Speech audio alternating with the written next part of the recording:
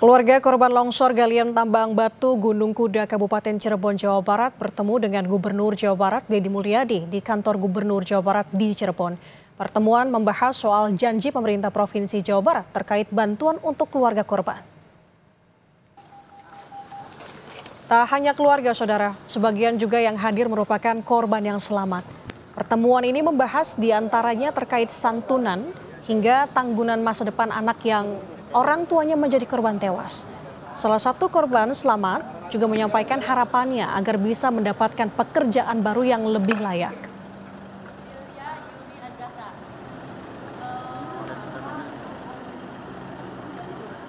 Kuli itu. Oh, kuli. Iya. Berarti yang kuli batunya? Iya. Udah berapa lama Pak kerja di situ, Pak? Udah lama, 10 tahun sih lebih. Iya, nggak ada. Spontan gitu aja, kayak tsunami aja lah. Gimana? Pengennya sih ditempatin di kerjaan yang lain aja tuh. Iya.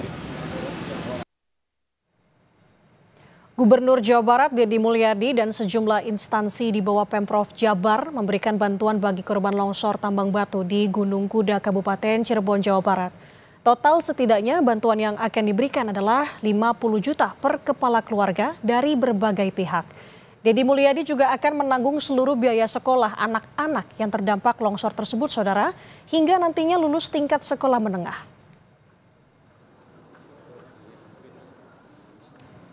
Hari ini ada 2 lembaga yang akan memberikan bantuan pada ibu untuk kehidupan. Ini kan beberapa bulan ke depan itu kan pasti masa kritis. Suami nggak ada, penghasilan per hari nggak ada. Nanti ada bantuan untuk beberapa bulan ke depan agar ibu survive. Seluruh anak-anak yang di bawah umur, baik